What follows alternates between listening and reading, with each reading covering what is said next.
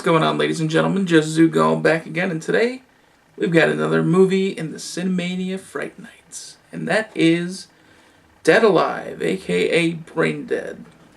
And this is a movie which I've only recently heard about within probably the last 6-7 years, I want to say. Really since Peter Jackson has become more of a famous director. I mean, I knew about his work going back to The Frighteners, but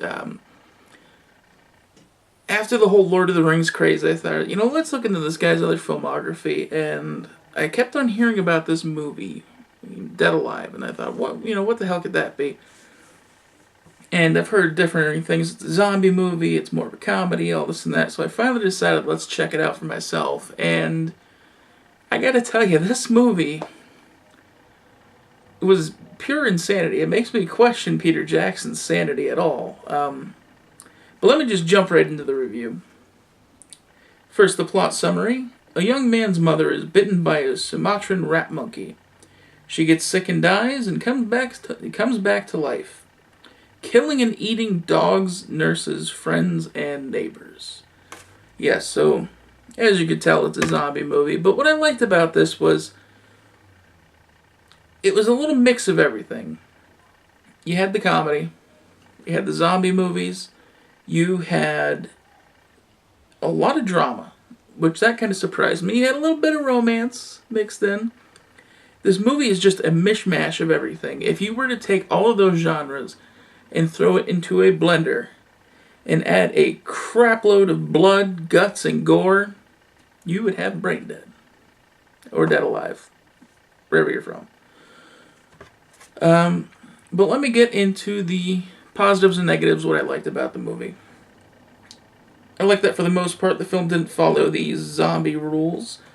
And what I mean by that was you had people getting, stuff stabbed through their head. You had all these different sorts of things which you would think normally, okay, that zombie's dead now. But no, that didn't happen. You had their heads get completely chopped off. Still, dead and kicking. So I did like that. It went off the beaten path.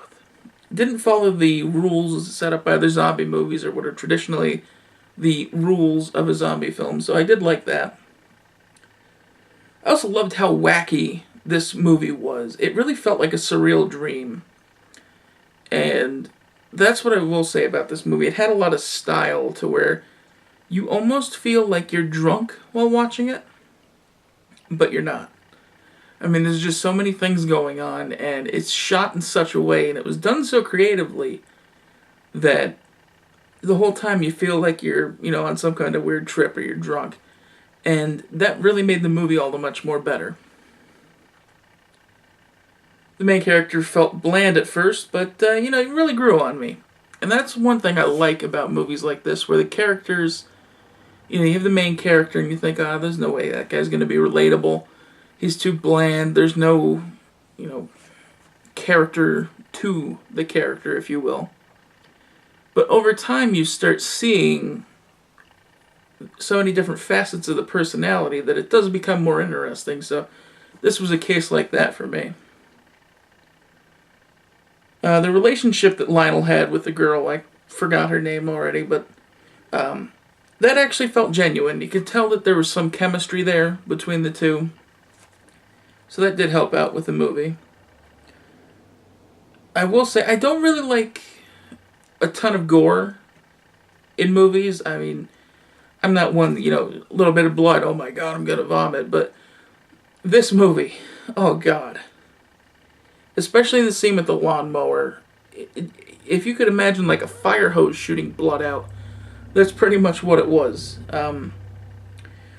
But here it was almost overdone for laughs, I want to say. I mean, this wasn't directly a comedy, but the gore was just so over the top that it's one of those things you couldn't help but laugh at, really.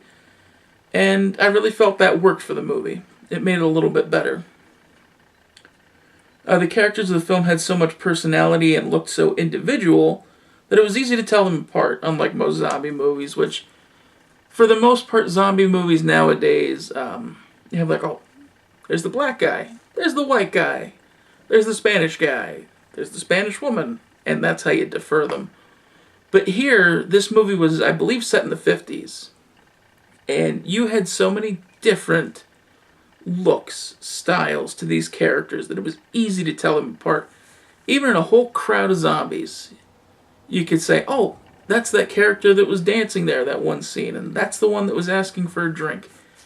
It really almost makes them more familiar, if you will, versus normal zombie movies when you see like, oh, that was probably one of the neighbors. You know, it just makes it a little bit more familiar, so you know the character. Like, oh, there's one there where it was a, I'm guessing, biker gang. I don't know. It was like almost like a greaser type getup that he had on. He was killed in a cemetery.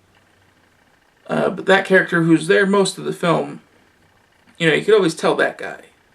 You can always tell those characters, so that definitely helped.